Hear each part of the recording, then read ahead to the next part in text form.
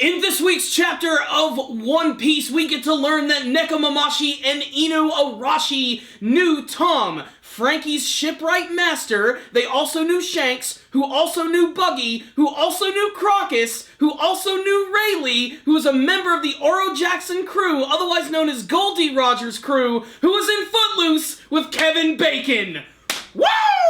Okay, so that last part about Kevin Bacon is not true, but wow, it is amazing that Nekomamushi and Ino Arashi, the big cat and dog leaders of Zou Island, knew all of these important people who are all connected to the originators of the pirate world of One Piece. I'm talking about Gol D Roger and his crew. So first and foremost, this week's chapter of One Piece came out early, and unfortunately it looks like after this chapter we are going to be on a 2-week break, which always sucks when the story is about to move along. But there were some pretty big developments in this chapter. In particular, we got to see Nekomamushi and Ino Arashi reflecting on the old days of traveling with Gol D Roger and his jolly crew. It all begins when Nekomamushi and Ino Arashi are remembering the old days, and they actually look at Luffy and they realize, wow, this guy looks exactly like Shanks, even with the frickin' straw hat. And that's when they're reminded of the old days, where they traveled as the retainers of Odin, who was the leader of the Wano Kingdom. And they of course traveled with big characters like Shanks and Buggy and Rayleigh, and of course Gol D Roger himself. They even interacted with Whitebeard and his crew. Personally, I would have really liked to have seen a flashback of a younger version of Nekomamushi and Ino Arashi, and something that is kind of funny and something they do bring up in this chapter is just a couple of moments ago, they were ready to just tear each other's throats out, and now they're embracing each other, remembering the old days, and frankly, just having a really good time. And it's amazing that there's like connections to all of these big characters. I especially love the fact that they brought up the character of Tom the Fishman, who was Franky's master and taught him everything that he knew, and everything is just officially connected at this point. But really, this whole chapter is about reminiscing about the old days and the Straw Hat crew and the other people from the island of Zou getting ready to separate into different teams and go off on various missions. So first up, we have Nami, Chopper, Brook, and Luffy. They are going to be going after Sanji respectively. And then we have Zoro, Franky, Usopp, and Nico Robin, who are going to be joining the Samurai and going to the Wano Kingdom. And then you have Nekomamushi and his crew, who are getting ready to go after Marco the Phoenix. Yes, the second in command of the Whitebeard crew, the guy who looks like a pineapple and transforms into a giant blue fiery phoenix of badassery. We also learn in this chapter that apparently like a year or so ago, him and his crew got into a big confrontation with Blackbeard and they suddenly disappeared. Now, the fact that they're going after Marco the Phoenix is really cool because this is also going to bring in that other character of Edward Weevil, the supposed son of Whitebeard, who's also trying to learn a little bit of information about Marco the Phoenix. He's going after Luffy, so eventually all of these things are going to converge on one another at some point. Frankly, I cannot wait to see Marco the Phoenix again. He's a really interesting character. I love his devil fruit powers, and I can't wait to see how they've evolved as the series has gone on, and to see what kind of damage that he actually sustained from Blackbeard himself. At the very end of the chapter, everybody starts to divide up into their various teams. The Mink tribe realizes that Raizo is around, and they decide that they're going to throw another banquet.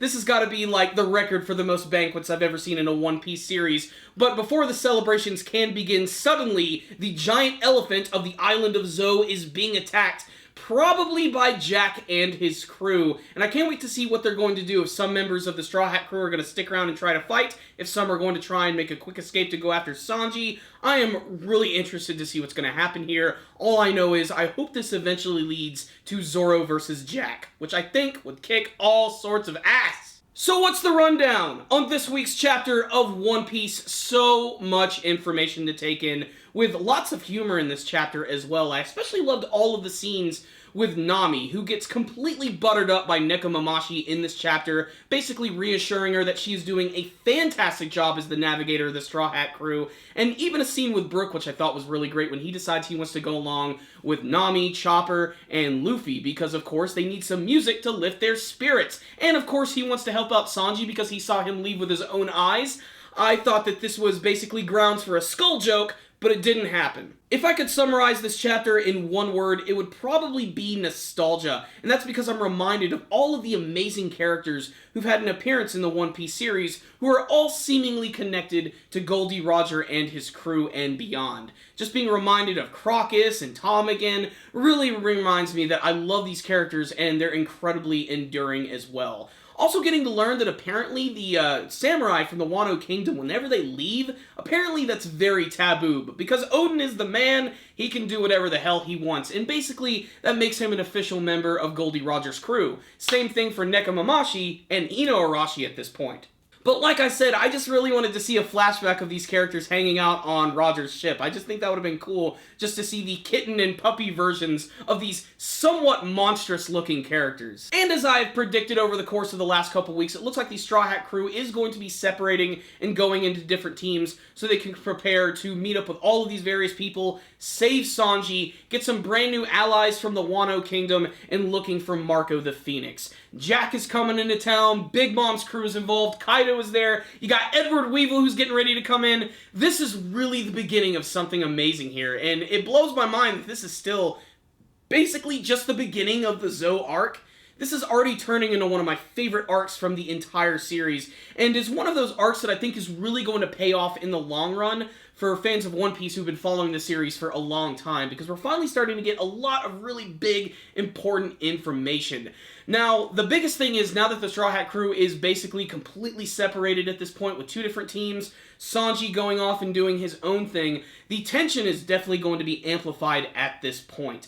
Especially because I'd say that the crew's strength is pretty evenly divided, with Zoro and Frankie being together. Of course, Usopp being sort of the weaker link, but Usopp can still defend himself. And then, of course, you have Luffy, who's traveling with Nami, Chopper, and Brook, which is certainly a really interesting group, to say the least. And you can't even count out Nico Robin, who's actually a part of Zoro's group as well. But I'm kind of interested to see what's going to happen if maybe they're all going to join together, with Jack attacking the elephant. Like, who's going to attack him? Who's going to defend the other people as they escape from the island?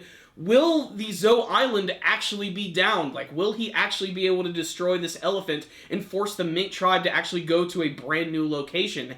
If they do that, this is certainly going to go into some dark territory, and a lot of the sea kings and beasts of the ocean are going to have a very large elephant snack to chew on. Also, just something I have to mention in this week's chapter, never more have I wanted to be Luffy in this chapter when he is embraced by Nami, getting right into her cleavage.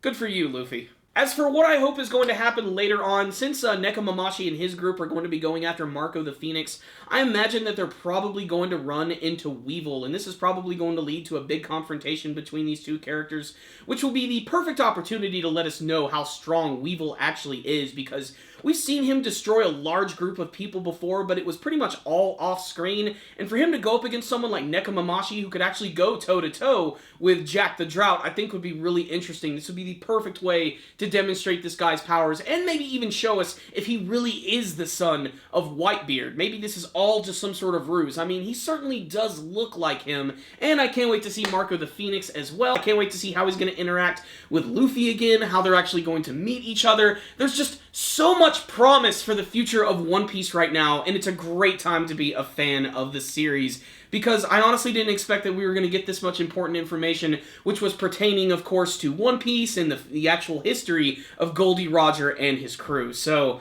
loved this chapter right here. Lots of great humorous moments, lots of nostalgia, tying everything together as we get ready to embark on another amazing adventure. So, I'm going to give this week's chapter right here a 4 out of 5. It was an incredibly wordy chapter, but it was a chapter that I loved reading, with lots of little funny moments and lots of nostalgia. And lots of excitement for the future. So, this is definitely a chapter worth looking at. So, I loved it. You guys heard my thoughts about this week's chapter, but I want to hear from you guys. What did you think of the developments of this week's chapter of One Piece, with all of the crazy connections, getting ready to go after Marco the Phoenix, going after Sanji, going to the Wano Kingdom? What do you want to see from the future of One Piece? Please tell me your theories and what you hope to see in the comment section below. You guys are awesome! Thank you for watching this review, and make sure to subscribe to the channel. That way you can see all of our latest anime and manga reviews. You guys can also follow us on social media. Thank you guys again for watching, and as always, stay dandy, baby!